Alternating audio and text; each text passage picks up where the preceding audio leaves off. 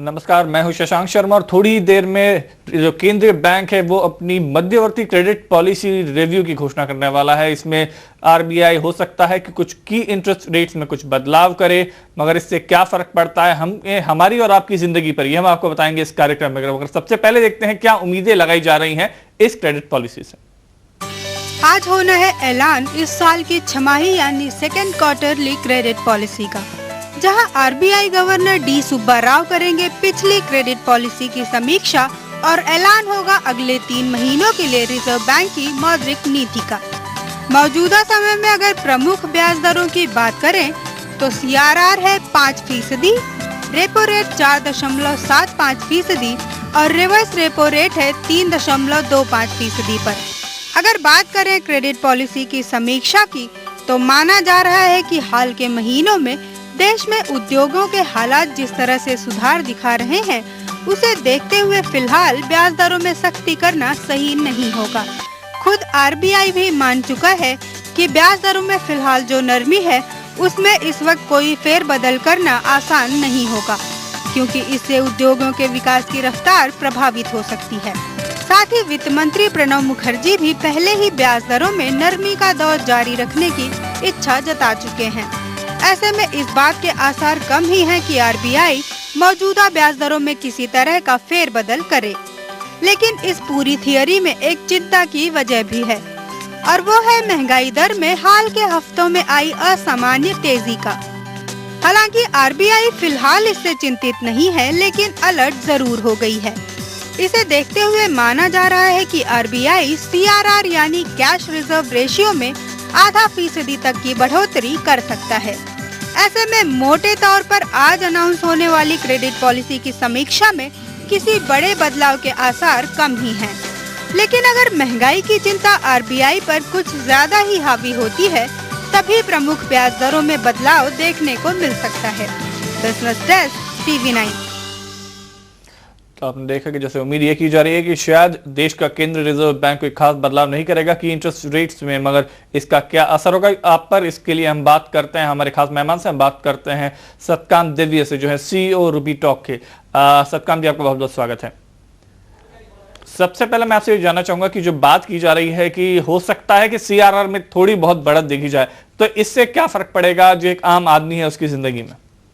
एक ऐसा जी सत्यकांत जी, मैं आपको रोकना चाहूंगा। अभी खबर आ रही है कि कोई बदलाव नहीं किया गया है किसी भी की इंटरेस्ट रेट में, यानी कि हमने थोड़ी देर पहले आपको बताया था किस तरीके से कोई भी जो जितने भी की इंटरेस्ट रेट्स हमने आपको बताया था, कैश रिजर्व रेशियो की बात की थी, रेपो रेट की बात की थी और रिवर्स रेपो की बात की थी। तो आरबीआई ने इस बार कोई बदलाव नहीं किया है, सब कुछ पहले की तरह ही है।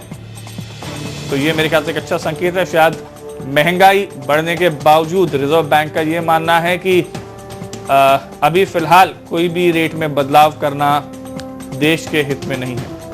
काफी उम्मीदों पर, हालांकि उम्मीद ये की जा रही थी कि CRR में थोड़ा बहुत बदलाव किया जाएगा, मगर आरबीआई ने वो भी नहीं किया है।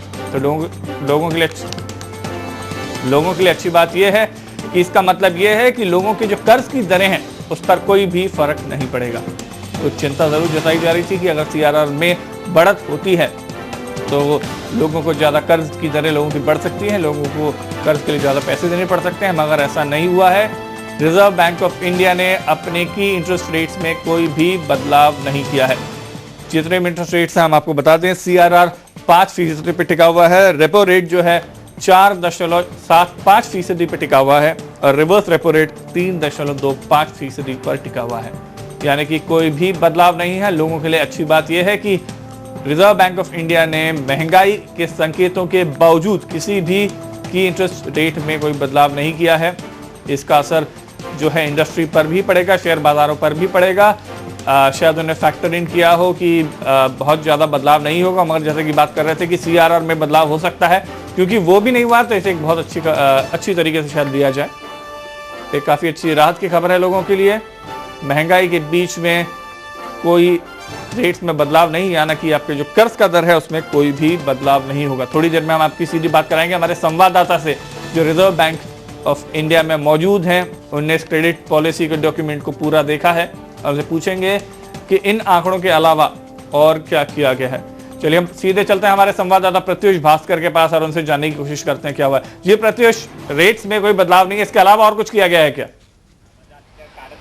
देखिए, जहां तक रेट्स का सवाल है, कोई फेरबदल नहीं की गई है। एसएलआर जो कि स्ट्रेटेजिक लिक्विडिटी रेशियो है, पहले काफी ज्यादा कर दी गई थी, कम हुई थी, हालांकि 24% की गई थी, उसे वापस 25% कर दिया गया है। फिलहाल आरबीआई यही स्टांस ले रही है, कह रही है कि जब बहुत सारे इश्यूज आ गए थे इंटरनेशनल बैंक्स को लेकर, उस वक्त ज्यादा बढ़ा दिया गया था। अभी जिससे से मुश्किलें काफी कम दिख रही है और इकोनॉमिक रिकवरी वापस अपने पथ पे दिख रही चलती हुई। जाहिर सी बात है, फिलहाल आरबीआई ये सिग्नल देना चाह रही है कि इन्फ्लेशनरी एक्सपेक्टेशंस तो बहुत ज्यादा बढ़े हुए हैं, लेकिन इन सब को लेकर एक बात तय मानी जा रही है कि आने वाले वक्त में आरबीआई एक जो हॉकिश स्टांस काफी वक्त से लेकर रखी थी उसे दोबारा शुरू कर सकती है। साथ ही इन्फ्लेशन के लिए उन्होंने एक अलग फिगर दिया है, फिर पहले ये काफी कम था, अभी 6.5% कर दिया मार्च 2010 का। यही नहीं, ग्रोथ फिगर जो फिलहाल 6% की बताई जा रही है। इससे पहले हालांकि 6% ही बताया गया था। अगर पिछले Q1 की बात करें 2009-2010 में, तो ये 6.1% था, हालांकि पिछले साल के 7.8% से काफी कम। प्रत्युष मैं आपसे ये पूछना चाहूंगा कि अगर महंगाई दर की आप बात कर रहे हैं, महंगाई दर को आरबीआई ने 6% कर दिया है, तो ये कब तक आरबीआई कह रही है कि 6% हो जाएगी? क्योंकि हमने हाल ही में देखा था कि एसोचैम ने कहा था कि 2010 में महंगाई दर दोबारा से 10% तक पहुंच सकती है। देखिए, मार्च 2010